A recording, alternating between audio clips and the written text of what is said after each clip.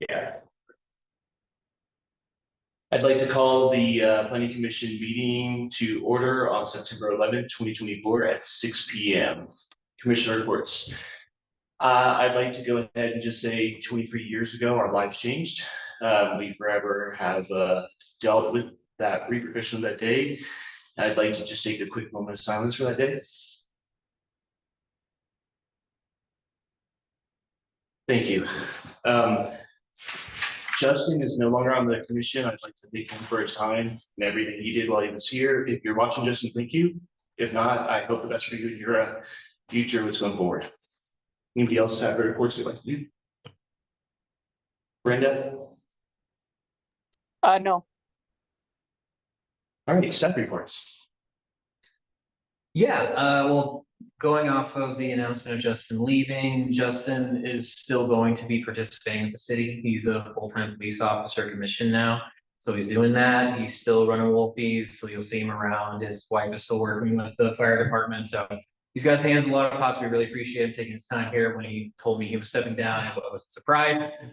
Guy's a busy guy. So we appreciate Justin's time. So I'll start there, and I want to welcome Melanie Kern. This is her first meeting today, so we're very excited to have her. And this should hopefully be pretty easy stuff. We're going to have a pretty informal conversation about some of these things here. So no worries. If you have questions, reach out, let us know. We're here to help.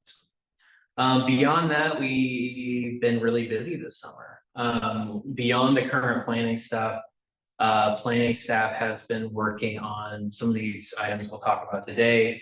But regarding the climate change and resiliency sub-element, we've been doing pre-engagement interviews, which, albeit poorly, are presented in this document.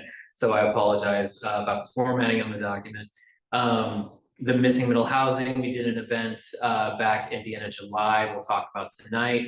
Did an open house, actually did a tour with some housing providers. We got them all on the bus and we drove them around. It was a good time. So yeah, we've been doing stuff. The reason we haven't been having the planning commission come in is because while these things are happening, we're not really producing documents for you to review, and we want to respect your time as much as possible. And yeah, it seemed kind of weird to have you come in for no particular reason. So we have documents. We're going to probably get busy. Hopefully we won't double up meetings. We'll try and be really respectful of your time, but summer's coming to an end, so don't expect us to not have meetings off for a while. So that being said, lastly, your sister commission, the Arts Commission, just selected an artist to do our first mural project down at Billy's Diner. We're working on the paperwork there, and we're finalizing the actual art piece. So we're hoping to have that installed by the end of October.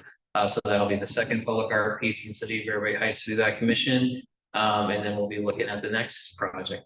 So Heather is not here. She is working on finalizing. She's still working on the 6th Avenue project, working on getting the design finalized there, as well as the Highway 2 design for the downtown area. So we're still working on those. They're still doing a little bit of public outreach and crossing some T's and dotting some I's on that. So that's about it. Was the artist local area guidance or? Yeah, so we got 6 submissions, or 6 artists submitting. They all had 2 or 3 different designs. The artist that was chosen was actually the same exact artist who did the art for the utility box wrap right in the corner. So it was Melissa Kupka, who is a local artist. She lives right down the street. Very nice woman. And her art is, it's not exactly the same as that one, but it's kind of similar. So they kind of talk to each other a little bit. But Mackenzie Dontigny, who owns Billy's Diner, we actually brought her in to involve her in the process. It's her building. We want to make sure she had some feedback in terms of the actual design, and she loved it, and the Arts Commission loved it. So it was a really good match. And yeah, I went last week to the city council to confirm that. So we confirmed that, and we got the Arts Commission together on Monday. There were a couple of notes. One of the planes wasn't the correct plane for what Fairchild does, and they wanted to clean that up. Just nice, not a big deal. So we went over that with the artist, and yeah, no, it's going to look great. Everyone's happy so far, and we're looking at, yeah, we kind of have a hard deadline at the end of October for that because of the weather. Once the weather turns, gets too cold, paint becomes problematic on the walls. So yeah, it's been a really fun project. It's a real big learning experience for me. I've never done a mural project before. It's not something they teach in planning school, but that's okay. So we're all learning together. No, we're really proud of the artist's work, and we're really happy Billy Steiner stepping up and really being a core business in our community. So it's good to see like a local artist join in as well. Yeah. That's already in the community. Yeah. For this project. Yeah, local artists, local business, everything is, they source from local farmers. It really is a nice chain of just keeping it local. So nice. All right, let's move on to our roll call. Commissioner Fox. Present. Commissioner Collins present. Commissioner Jones, we need to take a vote on this real quick if we're going to excuse her absence tonight. Yeah. Commissioner Jones did notify us that she was unable to attend this morning via email. All those in favor of excusing her absence tonight? Aye. You guys have it. All right, Commissioner Campbell. Present. Commissioner Mitchell. Present. Commissioner Kern. Present. All right, let's get a motion on approval of the agenda tonight. Move to approve the agenda. I second that motion. All those in favor? Aye. Aye. You guys have it. People for minutes from last month or 2 months ago, sorry. Can I get a motion to approve our June 12th, 2024 meeting minutes? Motion to approve June's 2024 meeting. Well, June 12th. Need somebody to second that motion, please. Second. All those in favor? Aye. Aye. The ayes have it. All right, let's, we don't have any public comment tonight. Can we go back to our? Well, we have two members of the public in the chat if we want to provide opportunity there. We'll give 1 minute to allow public comments if there's any public comment.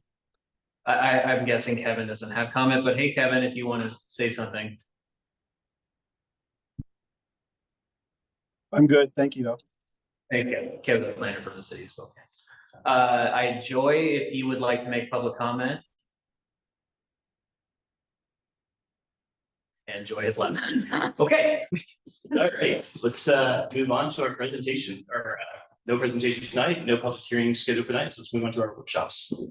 Sure. So can you actually scroll up to the agenda real quick? Sorry, I want to make sure to announce what I called it. So missing middle housing project update. So there are a couple items we wanted to update you on our missing middle housing. The first is just give you a recap of the events we did over the summer regarding the project. And then we are going to go over some options we have moving forward with our regulatory approach to how we're going to design our missing middle housing policies. So starting with the event recap, I don't want to spend too much time on this. I just wanted to actually really show pictures, but Framework was nice enough to give us the whole summary. So we did hold a public workshop. I believe it was July 28th. 31st, I'm sorry, excuse me, yeah, on August 30th, it wasn't August 31st, it was July 28th, this is wrong. And we also were out at Airway Heights Days for a while there where we had a tent. So we did engage with the public on this. Unfortunately, you can scroll down a little bit. Unfortunately, the open house, there was only a few folks that attended that. What we kind of tried to pivot real quick on that, we uploaded all of the items that are against the wall here.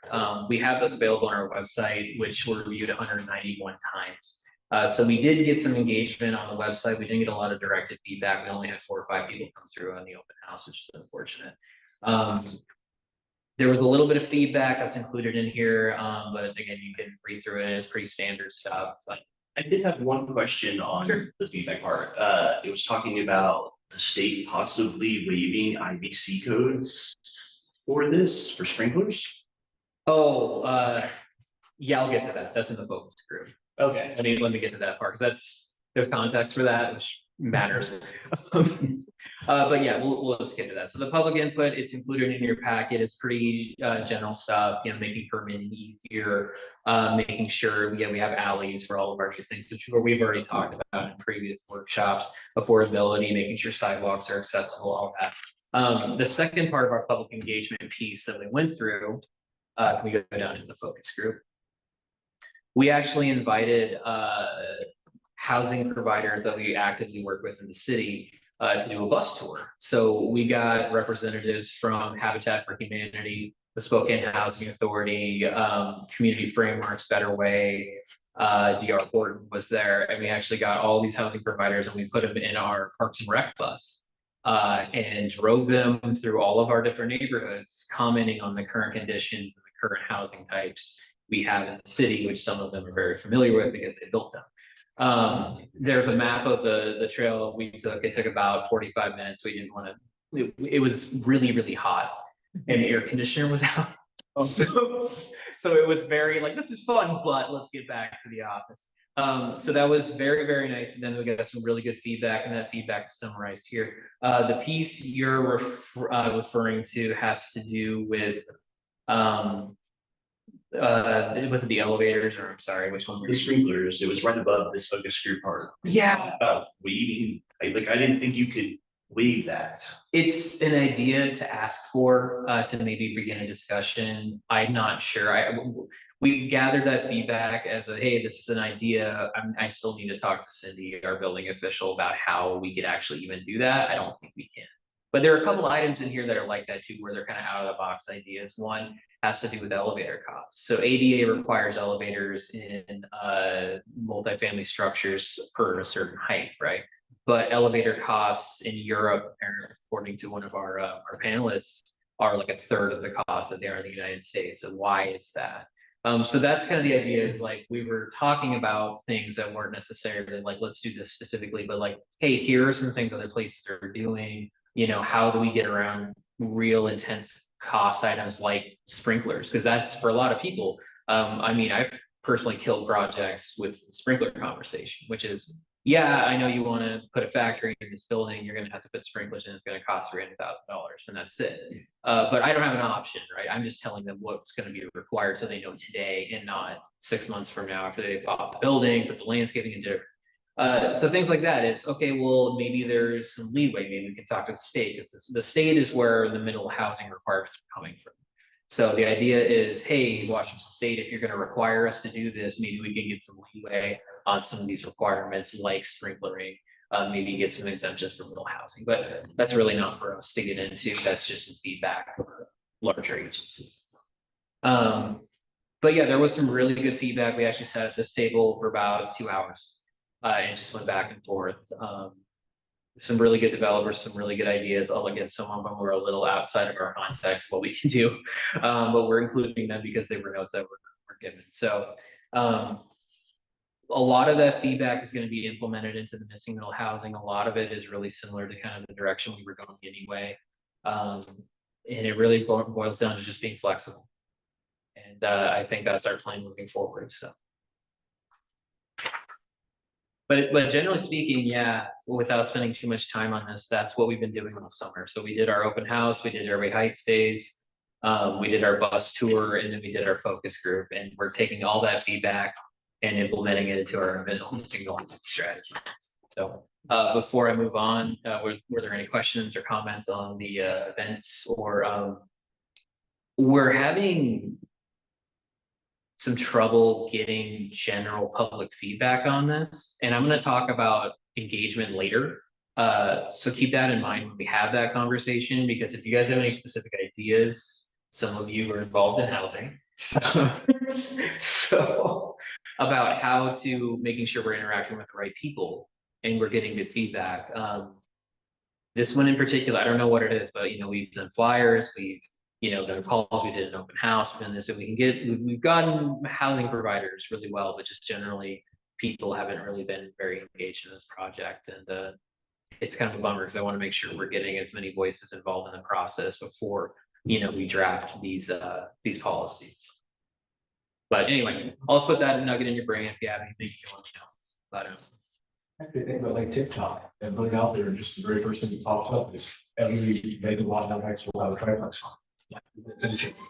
No, I mean, that's almost what you have to do anymore, because people, it's like the 6th Street project. I mean, people are like, oh, okay, this is cool, it's great, until they started seeing what was happening, and now everybody up and down the road is not happy for this reason or that reason or that reason. But prior to, they were just fine with it, but you need to kind of Yeah, you know, I say jokingly, we almost show them, here is what potentially could be happening in that yard. You know, that might get their attention because we have become that 6-second society of that doesn't catch my attention real quick, you know, until it directly affects me. I have some, well, I agree, but I do also have some concerns with, and I don't have an answer, so I'm Yeah, it's like, it's a tough one. well, I think that the city, it's hard for us because we're a city, right? We don't have a social media manager or anything like that, but I think we're relying a little too much on Facebook. I'd like to see us go other routes. I don't know what those routes are. But it seems like we have we have our website, which again, you have to go to, you don't accidentally land on our website.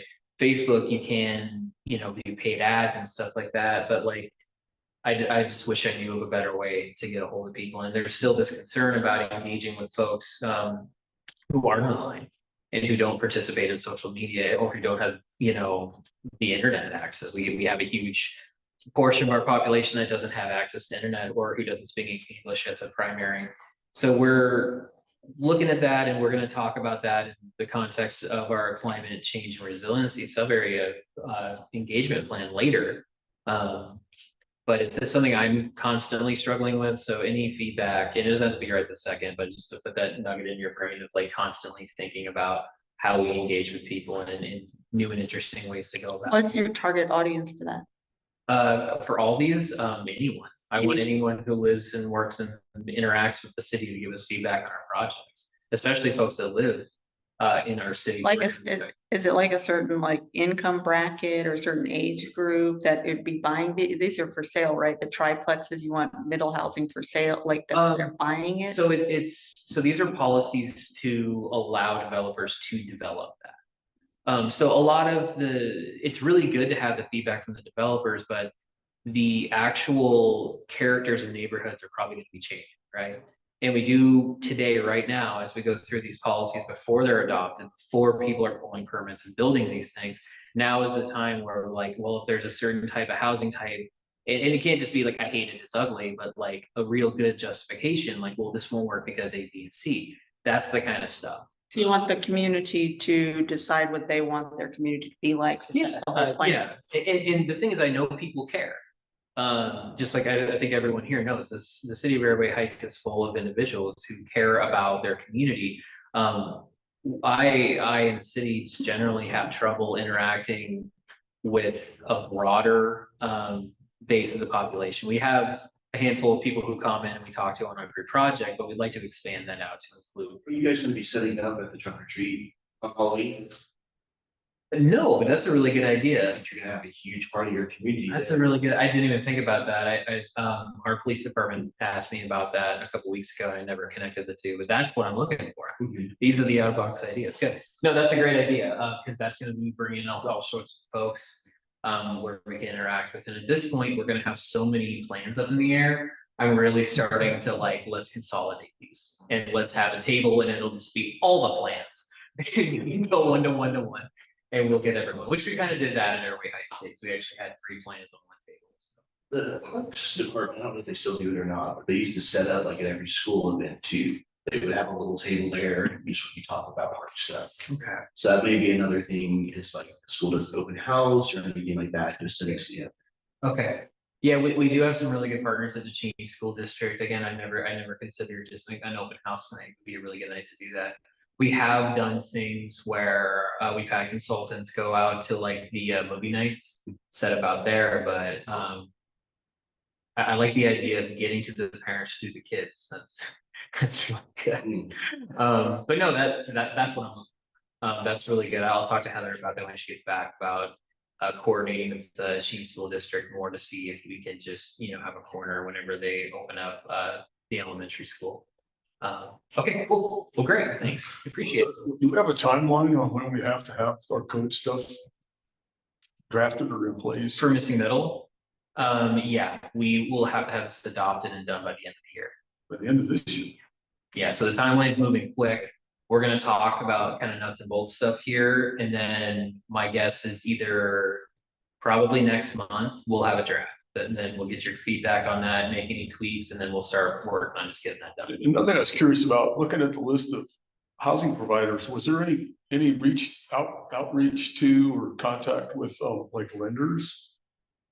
A couple. Okay. Yeah, no, I developed a list based on who was actively developing in the city. So it was the actual developers. I included some ownership groups that are busy out here where they own large plots of land that typically get subdivided. There were a number of realtors associated on that, as well as lenders. So yeah, we did hear back from a couple of them. It was more just a timing thing. Which is, you know, the real I'm estate. still really curious to see how this plays out over time, because I know we have to provide this framework to Yeah, allow this state's directed thing. But I'm really curious, what's the consumer drive? Is there a consumer driven interest in seeing these things happen? If we, you know, we obviously we have to go through the steps and generate code changes and do all those things. But at the end of the day, I'm wondering where will they start to happen? Will it happen? Is there going to be enough interest? And is it going to be economically viable for people to really pursue some of these things? I think so. I think if it passes through, if you can build, scales of economy, if you can build a triplex and you build that for less than building 3 individuals, but then you have to on the backside, keep your costs, keep your rents lower, which, that's where the big interest is right now, because studio apartments are running $1,100 and on up. So people are going to have a harder time. I think that's a big push. Yeah.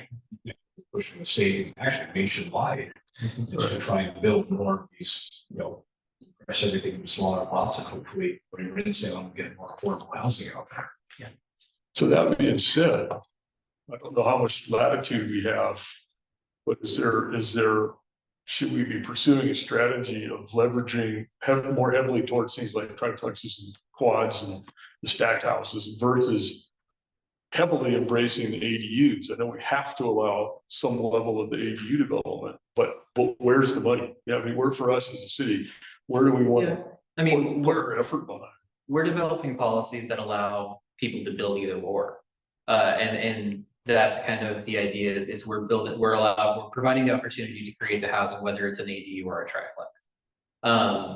So what they want to do with that, if individuals want to come and do an ADU, great. If they want to build a triplex, great. We're just giving them density caps on how many units they can build on one lot, things like that. But we can kind of steer that, right? I mean, based on looking at the stuff we've had presented already about how do we count an ADU versus residential unit, and we've got seems like we've got some latitude. We can kind of steer this conversation one direction or the other. I think that's like where we were going with our, like the residential, how do we determine it? The medium residential or whatever it is, where you have your density level is higher. So that's how we're addressing it as the city, but then it's left up to the property owners themselves, right, to decide how they want to do that. We're just going to set that tone that this is now you can use this land to have this density versus what it was prior, which was a single family house, right? That's how I'm understanding what we're doing right here. Yeah, and the density changes from what we currently permit are going to be extreme on the lower end, where you have a single family house where I think it's 1 per 5 acre currently, it's gonna be like 1 per 20. So you're quadrupling the amount of density units you can have in a single family zone immediately. So and this is based on kind of feedback from those city council as well of like, I don't know how supportive they would be of us going up and beyond what we're required to do on the minimum right now, because the minimum is so high. But yeah, I mean, we do have some policy decisions. Well, I'm thinking about things like the development of plats now we go back to including alleyways, which is more favorable to ADUs, if I remember all the presentations correctly, and allowing access and parking. So we can kind of go down that path, or we can kind of go, well, we have to allow some ADUs, but we're going to really try to generate more interest in going the other direction of stacked homes, triplexes, quads. Well, I think alleys are something that we're gonna really focus on either way. Because even like cottage housing, having parking in the back just helps, makes it easier, reducing that front setback. So whether it's an ADU or a missing middle housing type, I think just having alleys makes sense, but, we can look at it more when we have a draft and see where it's going. We're gonna talk about how. So we're gonna look at two regulatory approaches on how we can do this. It's about framing. So we're not talking about the nitty gritty of like what we're actually allowing. We'll get to that later. But now we're kind of looking if we want, and it's a lot easier and visual. So I'm trying to kind of not get into it yet.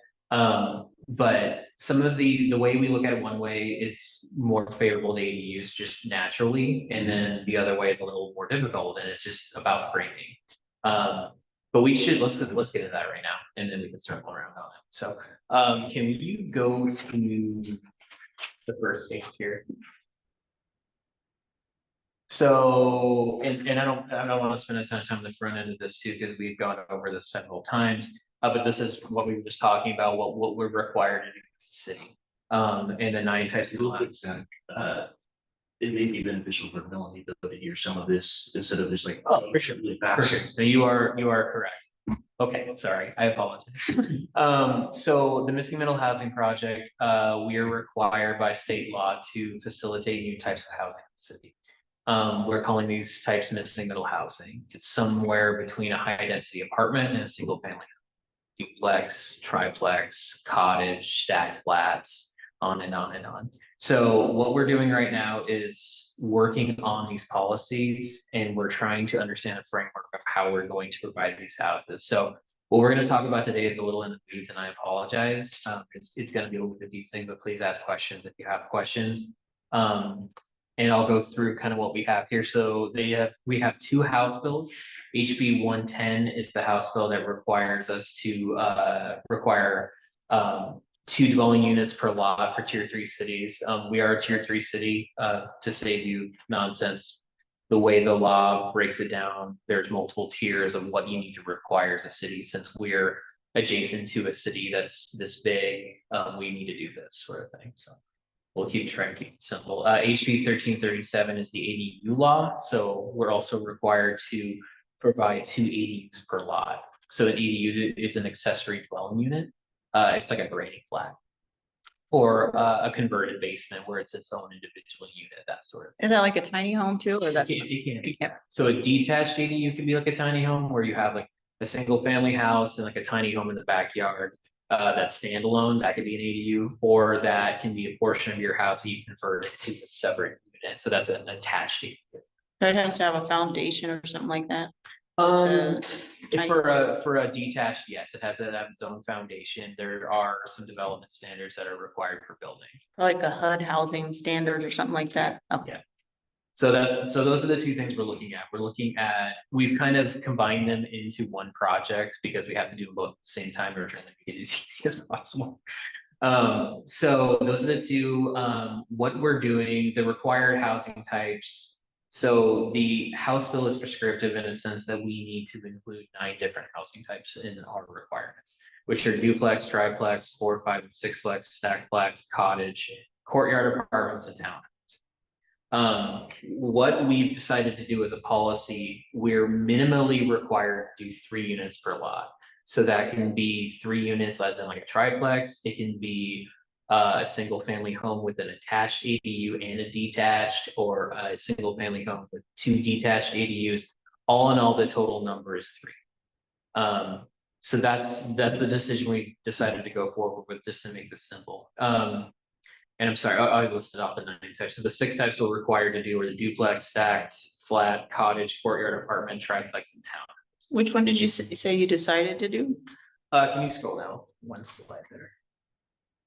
So the baseline unit density is 3 units per lot. So to simplify these 2 bills, we're allowed to simply allow on our lowest zone. So essentially R1 single family housing zone. So most of the single family housing you see out here is an R1 zone, meaning you can only have 1 lot or 1 unit per lot, and then there's minimum lot sizes and all that.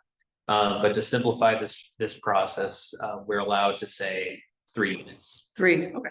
So. And then who is living in these accessory dwelling units in this one lot? Is it they're selling like 3 separate people, or the one person lives there, or? No, so by state law, there are no longer owner occupied requirements. There used to be a situation where you could have an accessory dwelling unit, but it had to be occupied by someone from your household or something like that. We can't do that anymore. The state law has changed. Those can actually be, they have to be occupied by somebody. You can rent them out. You can actually subdivide them later, which is another part of this we're working on. There's a lot going on right now. So Just to be clear, it's not saying that like these lots right over here where there's a family, single family home on there has to now go to that. Mhm. They can stay where they are now. It's just the city has to change the density requirements in what is allowed on that property going forward. And then if anybody in these individual lots out there say they want to build a tiny home on their lot, they now can do it by law versus previously they wouldn't be able to, or it had to be somebody that was in the same family that lived there. Okay. So it's not saying it has to go into place, it's just that they have to be able to do it. Okay, so just changing the zoning laws. exactly. Allow for 3. Yeah, what we're doing is providing opportunity. So the city itself doesn't construct anything. We don't require anyone to build anything unless it's like, you have to do this because you're building that. In this case, everyone who has a single family home, nothing changes. If they want to build an ADU, it's now a lot easier for them to do.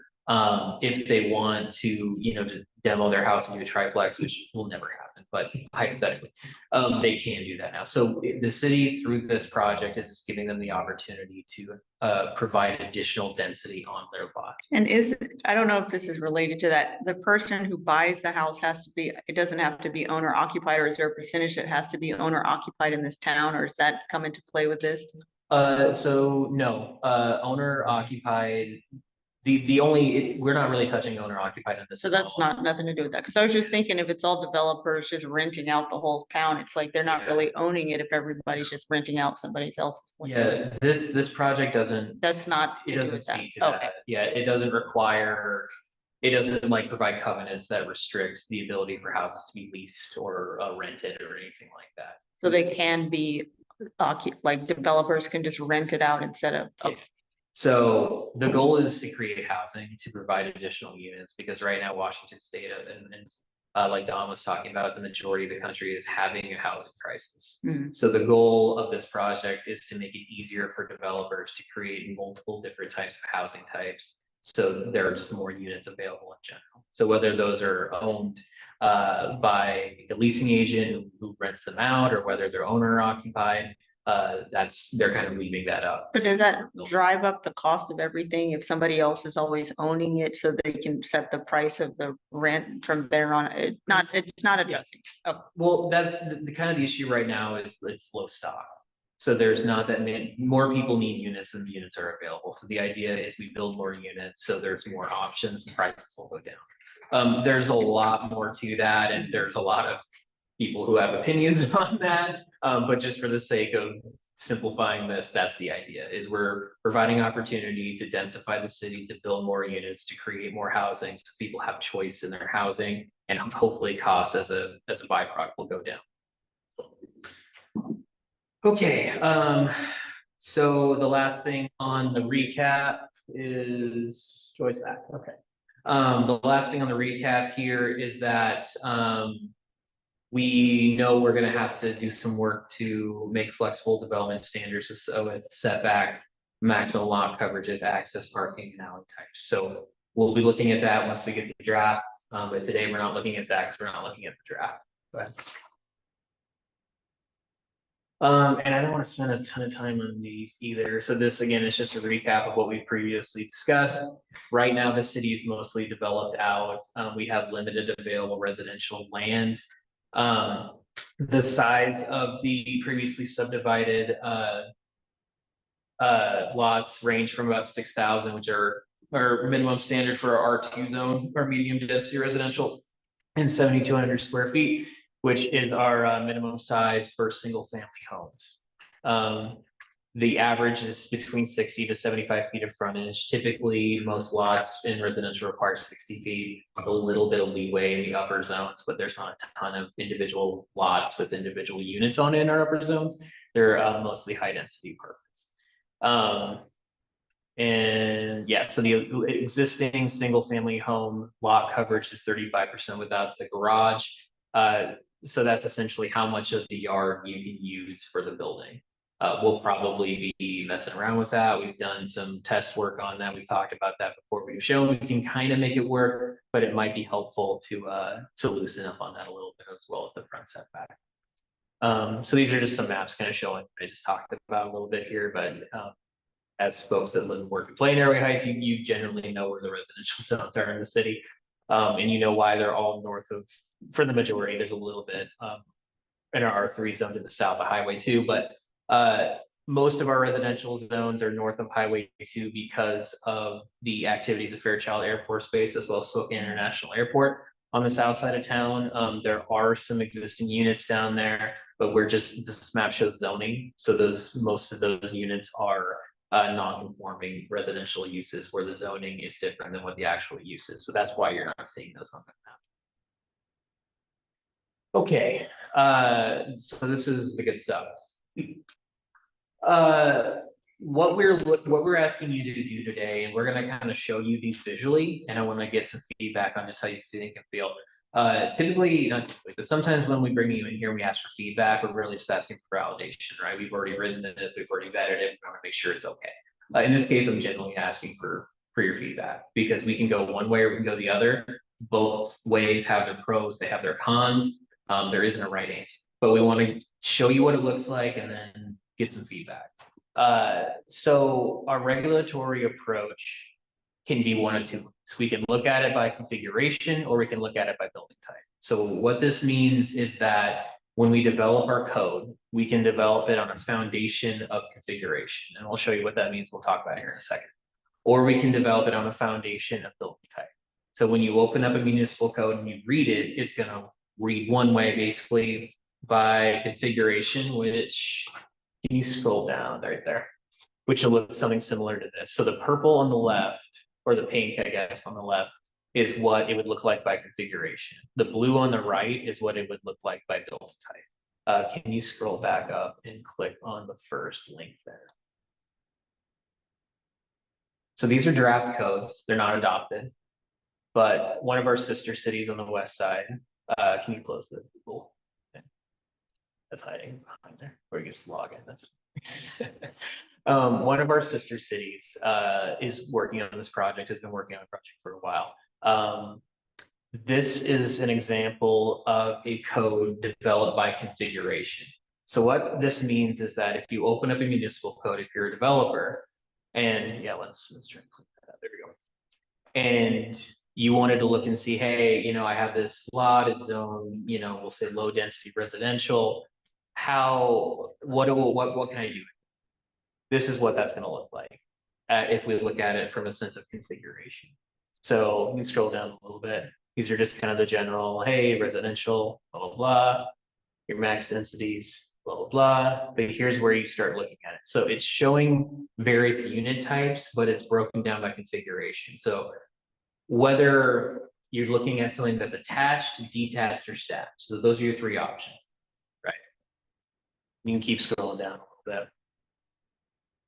So instead of having this broken down by building type, where if you want to build a single family home, here are your standards. If you want to build a duplex, here are your standards. If you want to build a triplex, it's whether that unit is attached, meaning it's a duplex, it's attached to another unit, it's detached, it's in an ADU that's detached, or it's a stack, like a stack flat. That's the way this is formatted. So we're really just looking at the format. Keep going down. I want to show the sheets here. So these sheets here are kind of how this is going to look. They're called cut sheets, and they're essentially a visual way of expressing standards. So this is the standard for a detached configuration. I apologize for some of the formatting issues. There was some, just like the other one, there was some Google transition issues. This is what that would look like. So this speaks specifically to detached configurations. So it's really simple. It's if you want to do a detached unit, whether that's a detached ADU, a single family unit, a cottage house works really well with cottage because typically you think 3 cottage units. Courtyard apartments is something similar where you have units that are not attached to each other on the same lot, what are the standards for that? What are my interior setbacks? What are my requirements for parking? What are my requirements for open space? So this is what that would look like. Can you scroll down a little more? And this is actually, these are more standards for that. So that's the open space standard, the building form standard. And keep going down. And those are, so this is the attached. So you can kind of see the difference there where it's showing a duplex essentially, or two boxes that are touching each other. So this provides all your standards for an attached unit. So townhome, right? Duplex, triplex, quadplex. It has all your standards. You can keep scrolling down. And then it shows your parking standards, your open space standards, and then you get to your third option, which is stacked. So again, you're having two units stacked on top of each other vertically, and it's showing your standards that way. Can you open the second? And again, we're just looking at formatting here. So I know I'm throwing a lot of you, there's a lot of pictures and there's lots of questions, but just look at the actual format. The second one here is by building type. So instead of having it by configuration, so we're looking at detached structures, we're looking at actual building types. So when you look at this, it's a lot more complex. 2 units, okay, 3 units. Go ahead and scroll down. Keep going. So there's your duplex. So you get your duplex standards. And then it just keeps going. I think there's only a couple standards attached to this one, but the idea is that instead of having like 3 sets of standards, we'll have a set of standards for single family. We'll have a set of standards for duplex. We'll have a set of standards for triplex. We'll have a set of standards for townhomes. We'll have a set of standards for stack class. It just keeps going and going and going. So it gets a lot more complicated. Can you go back to the presentation? So what we're at a point right now where Framework, who's developing our plan, is asking us which direction you guys want. Configuration. Well, let's go over the pros and cons. So I have one quick question. So with regard to the building type approach, the presentation paints a pretty glaring picture that it would have to be broken down by all these different individual types, where in my mind, I'm thinking, well, a duplex and a triplex and even a fourplex aren't really that different, other than just the numbers of units. So we're acting like the building type approach would require, 8 different cut sheets, when in reality, I bet you could get it down to 3. Kind of the idea. Maybe 4. So yeah, that seems like there's a kind of a bias. We'll go over the pros and cons. So Okay. we have pros and cons. Okay. Because there genuinely are pros and cons. So there is value to each. So generally the pro for configuration, it's simpler, but it's more vague. And generally the pro for the building type is it's complex, but it's more specific. A pro for the configurations, we have fewer cutting sheets, like we just went over. There's additional flexibility in implementation and interpretation. Because again, you're not looking at a specific unit type, you're just looking at how they're connected. And we have our unit densities and we have our unit minimums per lot. So you can do a lot more with that. You can, do a duplex and a detached ADU. And it's a little simpler from a code perspective, from the way it's laid out. It's more responsive to development that retains existing structure. So again, if you have a single family house that exists and you want to do something, looking at it from the configuration standpoint is a little bit easier than looking at it from the building type. Building type works a little bit better if you got a blank slate, but if you're looking at it from an infill perspective, it's a little different. It allows for simpler regulations of ADUs, and this is what we were talking about a little bit earlier, meaning it's simpler because per the configuration type, an ADU is just a unit. It's like any other box. Yeah, I'm sorry, actually it says that. And it's more responsive to cottage housing. Cottage housing is a little tricky when it gets into the building type. But in this case, they're just 3 or 4 boxes. That's it. That's all you have to worry about. The cons, they're not directly to land use. Again, this goes, the land use defines the specific developmental types that we talked about earlier, where we have to have these 9 types to allow for them. This talks about units, so it's a little less specific. The compliance with HB 111 with 110 is a little less clear. I think we can get there. I'm less worried about that. And then there's some technical issue with townhomes, but I think that's another thing we can overcome. The pros to the building type, again, it directly connects to the defined land use. It's way more specific and it speaks to the bill much better. And it's way more clearly compliant with what we're required to do for the House bill. But I'm personally not too worried about that.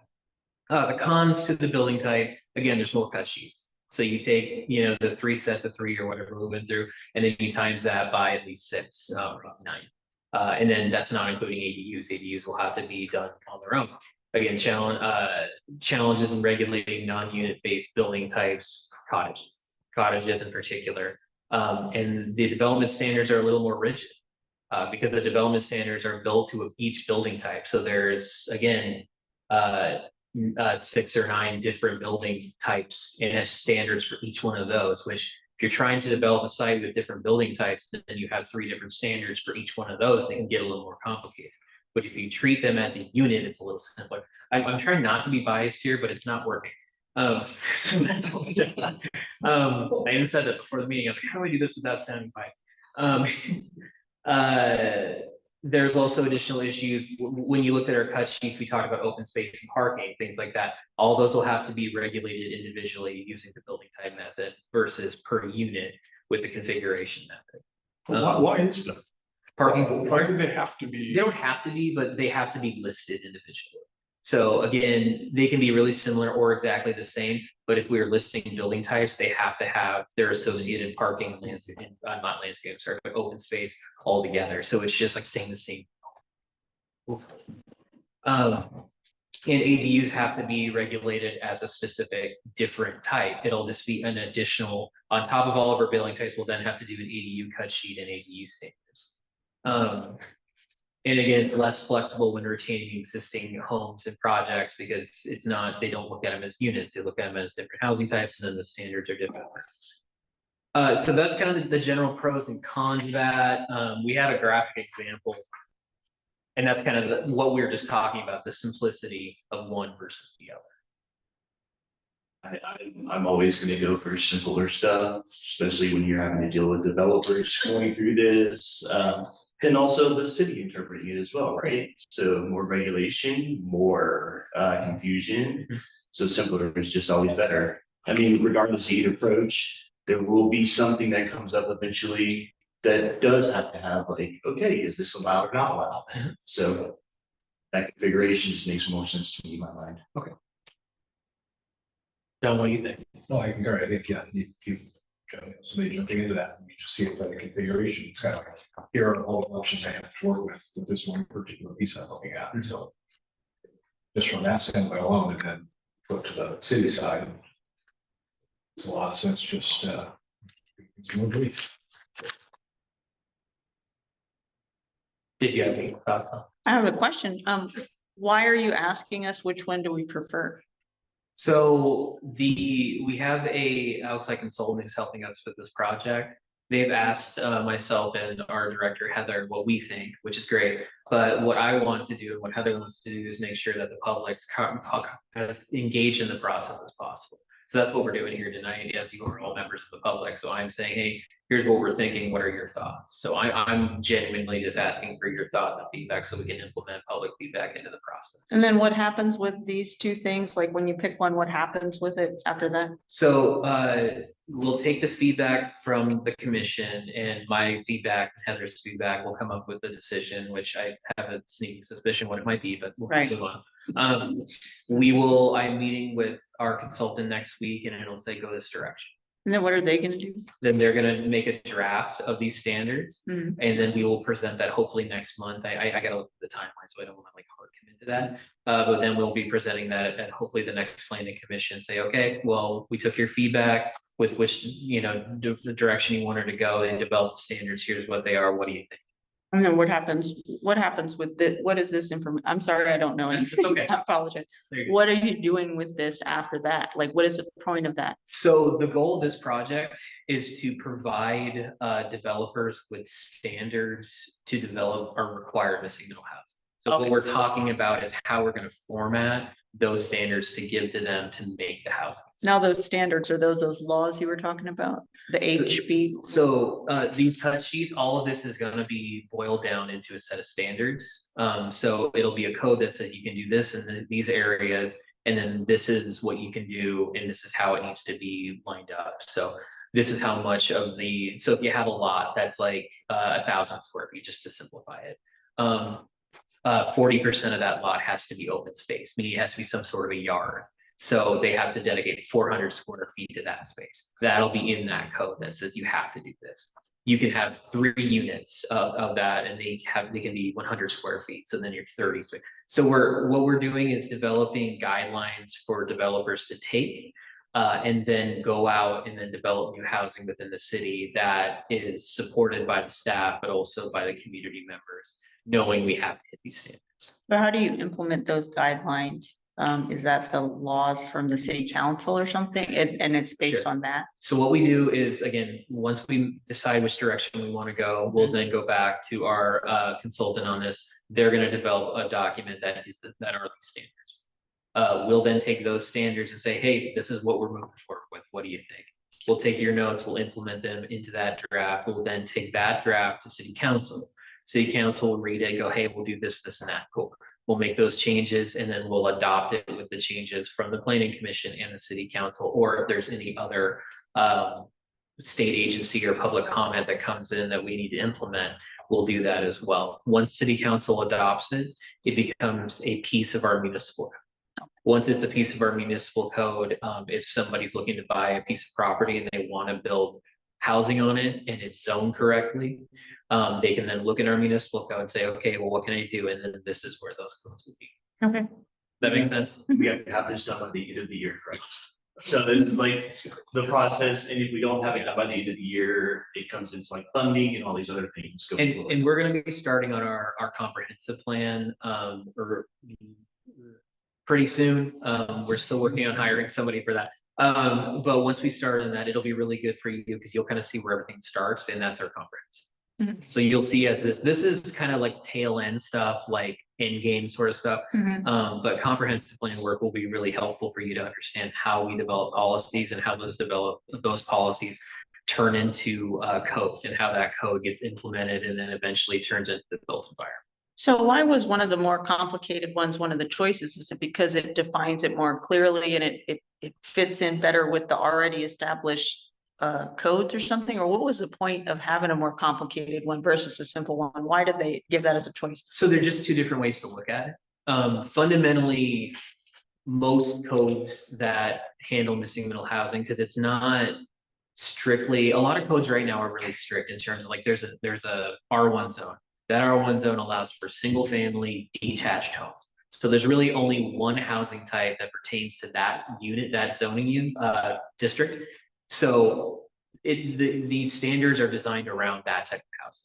Since we're now allowing for these different housing types to exist in these areas, and it's not just one. So it's, yeah, you could do single family, but you could do a single family with an attached ADU or a detached ADU, but then you could build a duplex. So there's all these different options. So there's 2 ways to look at it. It's like, we'll just look at everything as one, because you can do 3 and that's it. But we'll just look at everything as one type. So you get, this is a unit. Or you can go the other direction and say, okay, well, we'll look at all the building types and develop specific standards. So some people look at it one way and some people look at it the other way. Again, that's why we went over the pros and cons. There's not a wrong answer there. But generally speaking, it sounds like most people are in favor of the configurations just because it's easier and it's much easier to process. And if a builder comes in and says, hey, I just bought this lot, it's vacant, and how many units can I build? What can I do? It's like, well, you can build 3 units. Okay, well, what does that mean? Like, you can build 3 units, period. You can build duplex and an ADU. That's fine. You can build single family home, 2 ADUs. That's fine. You can build triplex. That's fine.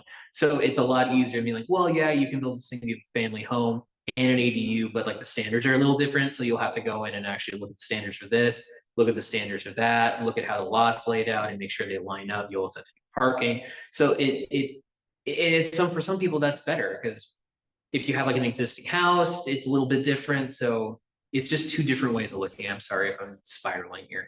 But it's just 2 different ways of looking at it. I agree with the commission that the configuration makes more sense for us. And it's just really much more simple and it's easier. And I told myself I wasn't going to take a stance here and failing miserably. But generally, yeah, there's two different ways to look at it. Either way is wrong. But the way the commission's going is let's try and make this as easy as possible for developers and as a byproduct. So, yes. I told you Heather's not here tonight, right?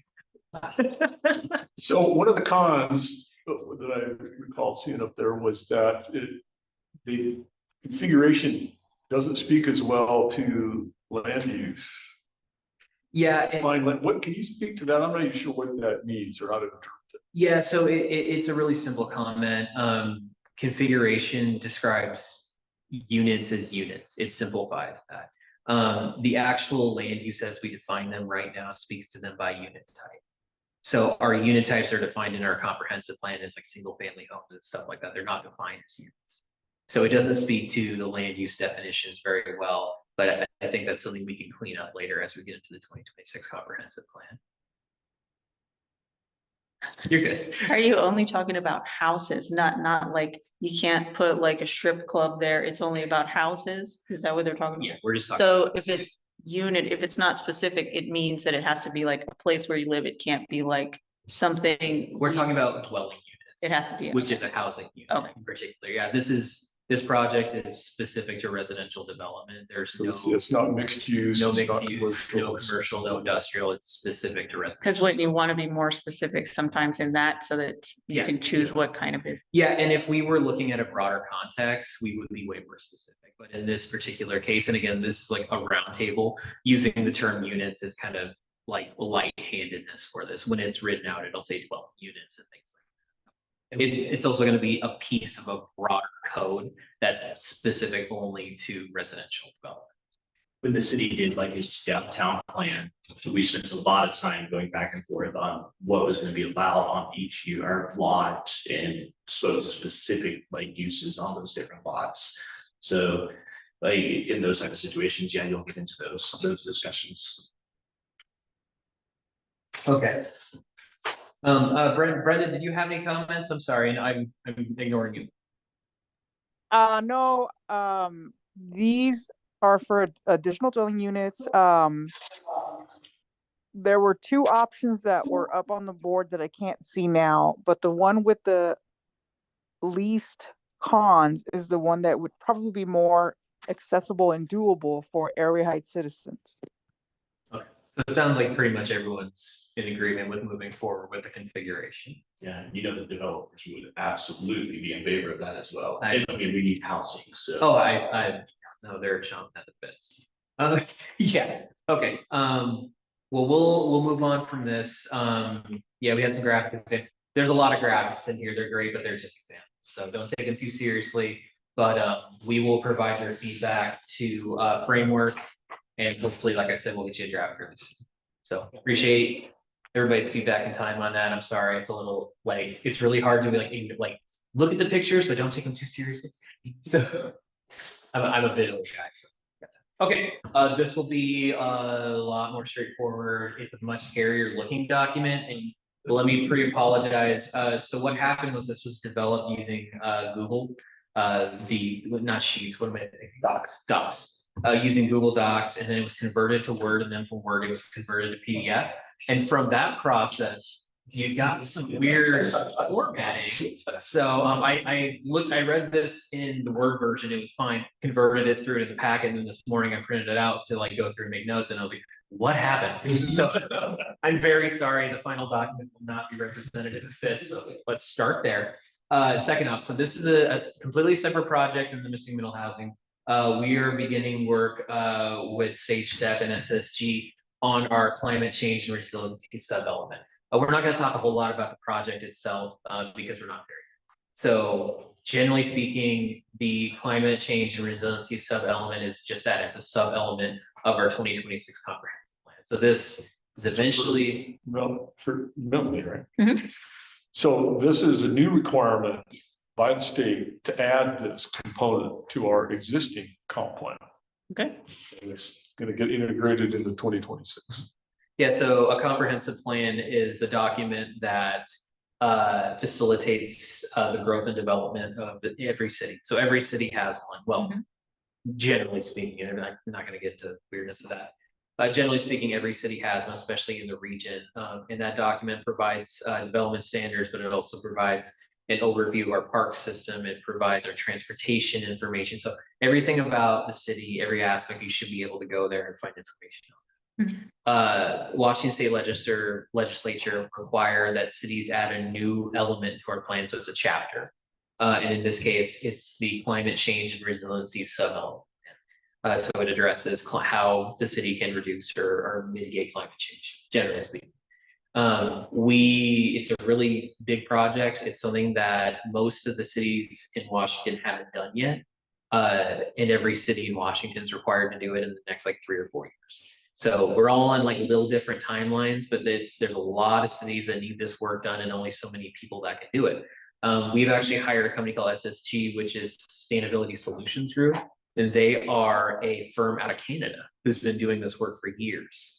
So you're seeing a lot of like Californian and Canadian and these different places coming into Washington to do the work, because we just don't have a lot of in-house consultants to do this. They partnered with a semi-local consulting agency, Stage Step, who's out of Wenatchee, it's a small house with 2 or 3 workers there, but most of them have roots in Spokane. So they're going to be working on public engagement for the project.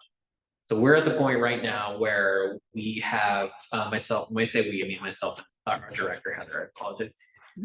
We have spent a couple months meeting with the consultants, having some conversations about how we're going to engage with the public and with other agencies and things like that on this project. So what this is it's our engagement strategy. It's, hey, we took everything you said. We did some pre-engagement interviews. So we gave kind of a short list of people, like if you're going to talk to anyone first, talk to these people. And it's kind of anonymous. So we don't know who said what, but like we get general feedback on it. And this is kind of the product of that. We as staff have notes, and we're going to go back and talk to SSG and Sage about our notes. But what I wanted to do was go over a couple of the items in here, not the whole thing is against like 70 pages, I'm sorry. But a couple of the items, mainly about who we're reaching out to and how they're suggesting we reach out to them, just to get any general feedback. Like, is that a waste of time? Are we missing somebody on this list? What are your thoughts on that? So let me, and again, I'm going to burn through a lot because there's a lot in here. I'm so impressed by just even the words. Tribal engagement, big deal, we know that. We do a lot of engagement with tribes on this. They've already done pre-engagement interviews with both tribes. So we're going to have them, we're going to talk to them all the time on it. The first item, you go to page 10.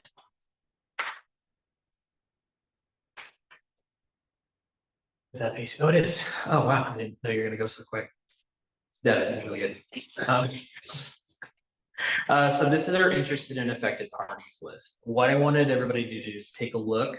And again, are we missing anything? Does this sound comprehensive? Like, most of this conversation has happened, again, Heather and I giving feedback, which can get a little insular. And I'm just looking for, justification here.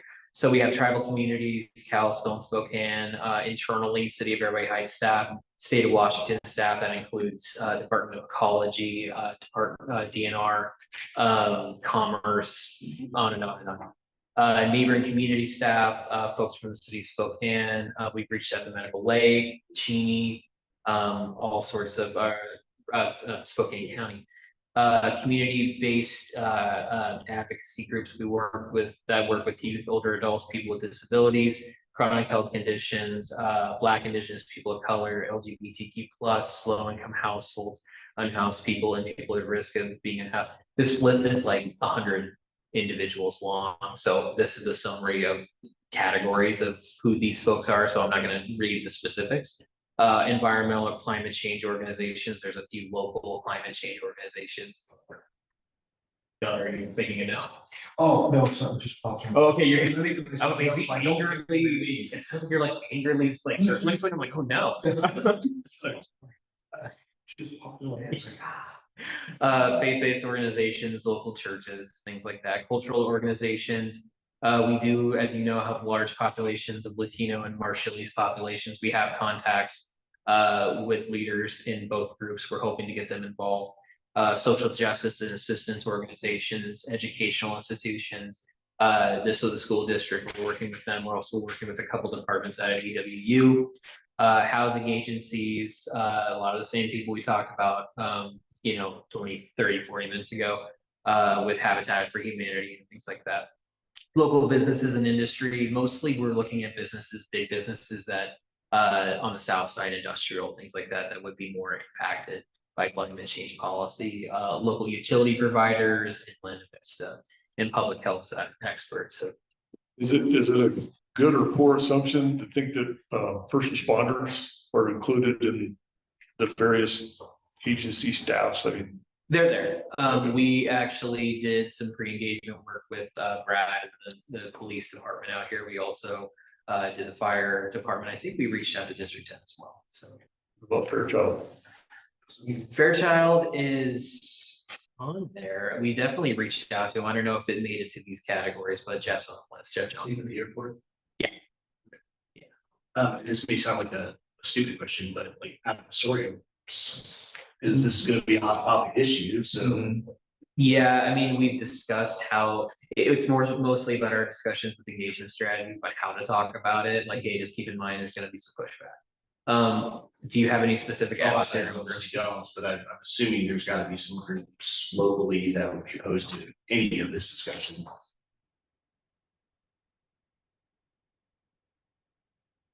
I mean, I get the idea. I can't think of a specific group, but that doesn't mean they don't exist. So I'll take a look at it to see if there's any local groups who we may want to engage with because they're involved in the conversation, but maybe on the other side of the coin.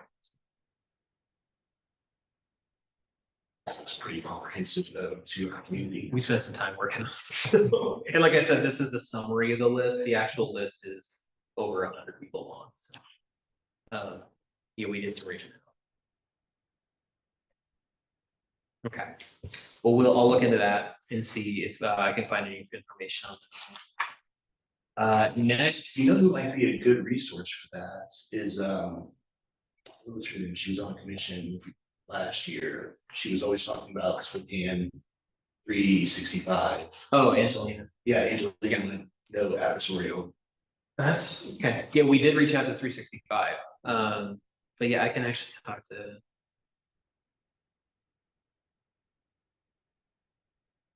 See who she's got to push back on and what their card says. Cool. Okay. The next thing is going to be on page 15. Okay, so these are the objectives, and then we'll get into some of the sheets here.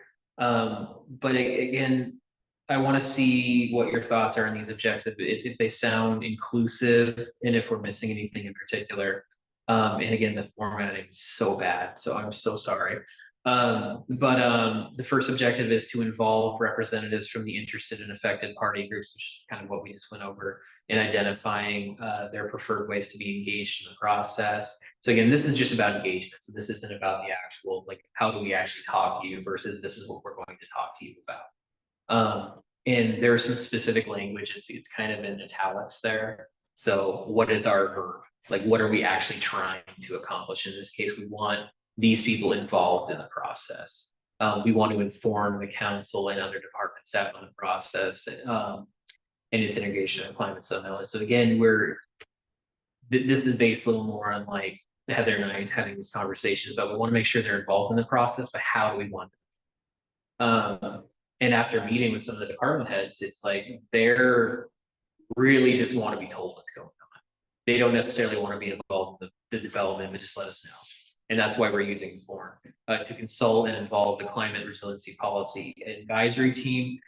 This is a little in the weeds, but it's a sub-party of that interested and affected parties group, with those that are more directly involved in climate action plan. So people we're going to be talking about, hey, these are the numbers. What do you think? So we're having like an internal team of people that deal with this sort of stuff. That's like nuts and bolts before we get it out to the general population. Consultant involved, there's just the same one twice. Oh, I'm sorry, it's different things. To consultant involve the climate resiliency community advisory team on vulnerability to climate change, related impacts. So it's the same thing, but it's for the different topic. And then the last one is to inform and consult the broad community about the plan and how they can participate in the process. So again, we're looking at informing, really focusing more on that. Like, hey, we're doing this. This is why we're doing this. And a lot of this is feedback that like I'm concerned that we might get a lot of, hey, we're gonna do this. Do you want to be involved? And we'll get a lot of no figures or whatever. I'm trying like, how do we make sure people know what we're doing, but minimize the negative pushback on it? So I wanted to just have you guys take a look at that. Let me know if you had any direct feedback. Are we going in the right direction? Should we be interacting with folks differently? Are the verbs okay? What do you guys think? Well, I'm originally from the South, and so a lot of people, they don't even like the word climate change and they don't believe in it. So, since I talk with some of my family members a lot about stuff like that, and I noticed that maybe the words climate change, they don't like the sound of that word, but when you talk about, I guess pollution is not the same thing as climate change. So yeah, if you have a different way about if you boldface climate change, you're gonna have maybe half of the population that doesn't even exist. So I don't know. So just be careful with their language when we're involved, when we're informing the general public. Or just don't make it into because it seems like it's a political thing, like one half believes in climate change, the other half doesn't. So you're just like taking one side and completely ignoring the other side and what they believe in. And so I don't know, it's stuff like that. Do you have a suggestion on some specific verbiage that may be a little more neutral? I usually talk about pollution, but again, that's not the same thing as climate change. And I mentioned to my dad one time, if you pollute a river, it's polluted forever. But that's again, and I even talked with my geography teacher about that because he didn't believe in climate change. And I was like, well, if you pollute a lake, it's gone for 100 years, just like the Spokane River's polluted. And I don't know, just stuff like that. Just I don't have a specific word, but yeah. Yeah, To me, severe weather comes to mind. People understand and can wrap their heads around severe weather. Sure. It just as a suggestion. I know there's a difference between weather and climate, but Sure. Yeah. But in the general mindset, I think. Yeah, no, and this is something that we flagged this pretty early of like, how do we communicate this? And that's why we kind of using this inform and consult language, because we don't want this to turn into a fight, right? We're doing what we got to do, and this is part of the state law and requirements. This isn't like super subjective, and we're not going to have that conversation, but severe weather works, and I think it works in the context of your. Is the whole thing like energy saving stuff? So could it be focused more on saving energy for saving money, or talking about cost saving measures to like Avista does? They don't talk about wasting electricity. They talk about saving money on your bill and stuff like that. So maybe something to do with energy saving things as the focus other than climate change. Sure. So try and relate the policy to how it can actually affect you individually financially. Reframe it in a sense of like, yeah, this is a thing, but it's going to do this for you. Or like, well, what we're really trying to do is be more cost effective by going this certain direction. Oh, I got you. I think it would also be like pertinent to mention it's mandatory and funding is tied to this. So I've been very clear about the communication needs to emphasize the state requirement aspect of the project. Well, I appreciate that. and I think emphasizing the resiliency part is important, because really, I think that's kind of the end goal of this, is to make communities resilient against wildfire, resilient against extreme heat, extreme cold. We don't live where we have generally typhoons and hurricanes and stuff, but it's all of those things, floods and landslides.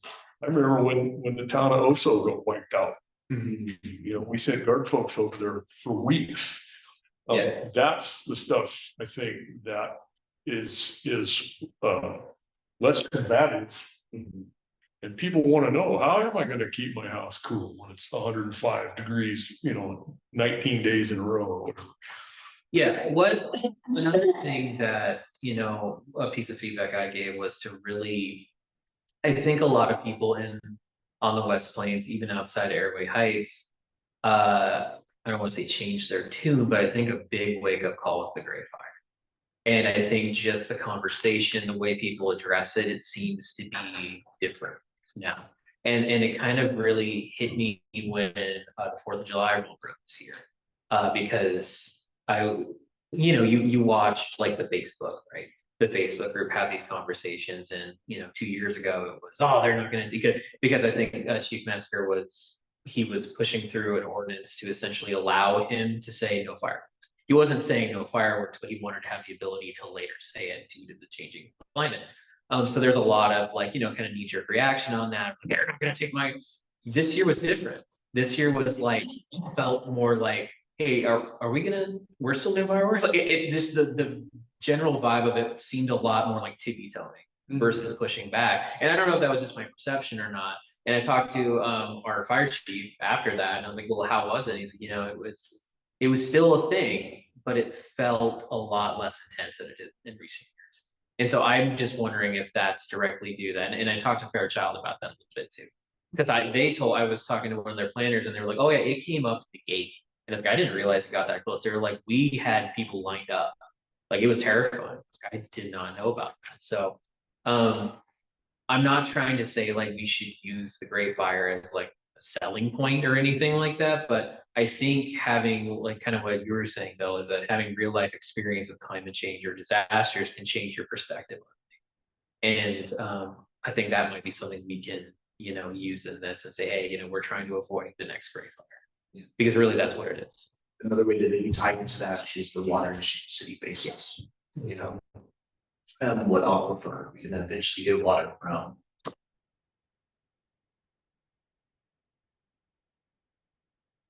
Perfect. Awesome. That's all good feedback. I really appreciate it. Okay, there's only a couple more things I promise, and we'll cut you loose. Can you go to 21? I think this is the last. The rest of this is. Oh, I'm just kidding. Yeah, I'll summer off. Calm down. Okay, so this is the techniques at a glance. I wanted to highlight where we are right now. On the left side, summer 2024, we're on the very last item where we're reviewing the engagement strategy. This is kind of our plan moving forward with how we're going to engage. We're looking at, in the fall, we're looking at direct outreach at existing events. Mark, you've already given me a really good piece of feedback on that, so I appreciate that. But again, we kind of already had this conversation about events, so we're good on there. We have a community questionnaire we're going to work on, which we're going to do a lot of these just because of the nature of our plans right now.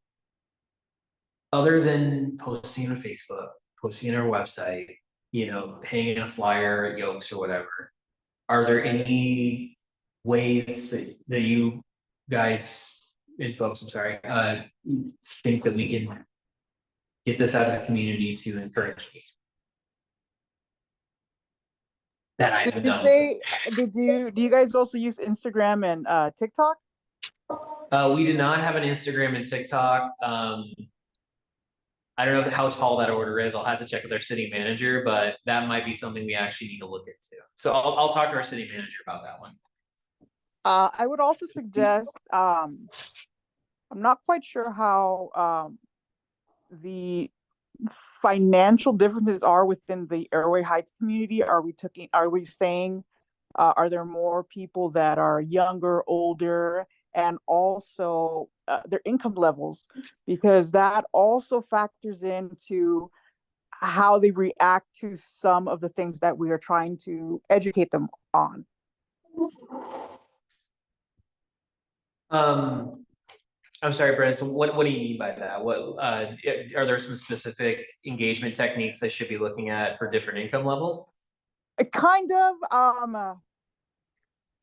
For example, I grew up in projects in LA, and many people didn't participate in these types of things, especially when it comes to helping to develop policy that at the end of the day, or basically in the future, does affect them. I feel like we can better engage them, or even that community that I lived in would have been better engaged by people who can speak to them almost in the same way that they speak to each other. Okay, so maybe reach out to some community leaders, maybe from some of the lower income neighborhoods, and see if they'd be willing to participate and help us facilitate. Yes, and they probably have already, they're probably more in touch with them than let's say I would be, you know what I mean? Yeah.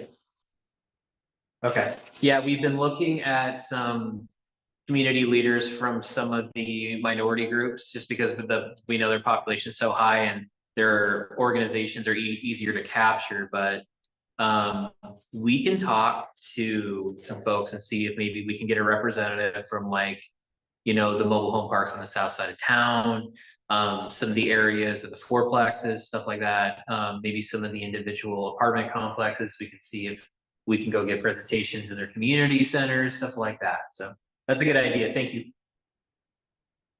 Thank you.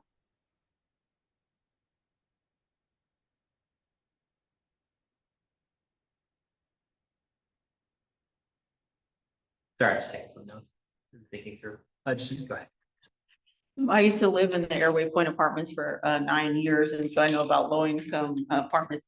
I was just thinking, how would I have wanted to be approached? If they're giving away free food, we would have gone hang out with them and see what they're talking.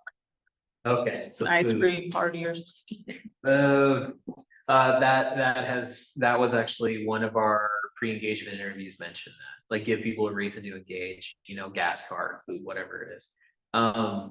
On one of our recent projects that Heather was heavily involved in with the Marshallese community, we actually spent a bunch of money getting Marshallese food, and then we went out and that worked. So, it was expensive, but it worked. So, okay, that's a good idea too. Have you seen, like, the elementary school used to do it? They would have turkey bingo. And they would give away turkeys, but so many people would show up to that event. So maybe just doing some type of community event like that, where they can win food, that we keep people engaged over a longer period.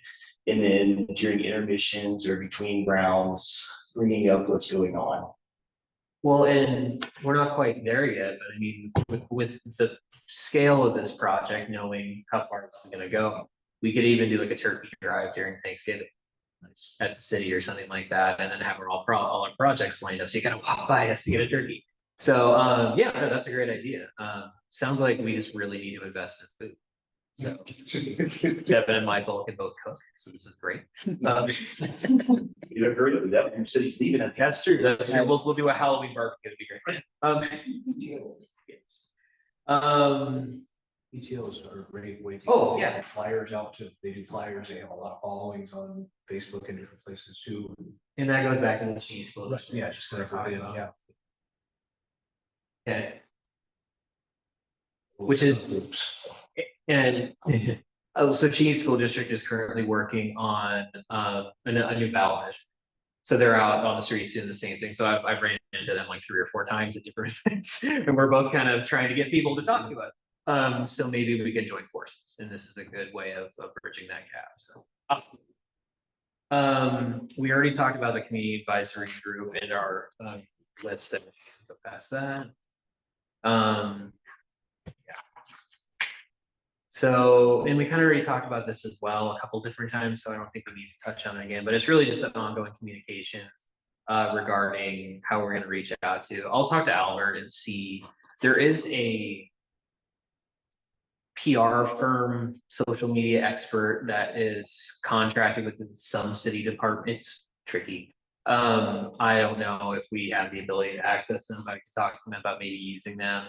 I think they only do Facebook though, and I think that wouldn't be really helpful for us. I would really like to see us expand outside of Facebook. Instagram, I think, is an easy, one, because you can link your Facebook to your Instagram, so you post on Facebook and post on Instagram. It's a quick and easy fix there. You're talking about these things though, but like the people you really need to get engaged, the younger people are already moving to other things, so they're not even. So what's the new thing the kids are into? They use Snap a lot. We got a daughter, I know. Yeah, she uses Snap, but what's the other one that they use? Can't remember what it is. It's not TikTok? No, not TikTok, but it's kind of like it. It's okay. Oh, that's fine. Okay. Well, we'll say additional social media is probably the best opportunity we have. Can the arts commission somehow get involved in that? It seems like an arts project almost. I mean, they could develop stuff for it for sure, but like the actual. I think social media is a very generational thing, and unfortunately for us, I think we're not of the generation. So. But hey, we'll see. I'll chat with them. Yeah, they've got a lot going on, but I think that is it for this project. So anyway, like I said, today was going to be really more conversational. We're just looking for feedback. We want to make sure we're doing everything we can. We're doing everything we can to reach out to individuals and expand our base and try and expand what we've already built on our previous projects, but getting some of these folks that we know care about the city. We know they care about the direction of the city moving forward, but they're just really hard to talk to. So I really appreciate both on the missing middle and on this project. You guys gave us some great feedback, and hopefully we can implement some of this. And I will bring the missing middle stuff back to framework, and I will bring your comments on the engagement strategies to SSG and SAGE. So Awesome. Cool. Well, no, yeah, I hope you enjoyed our first meeting, and we look forward to working with you going forward. Let's go ahead and end this meeting at 7:25 on September 11th. Thank you, everyone. Bye. bye, Brenda. I was trying to remember the name of You can just end.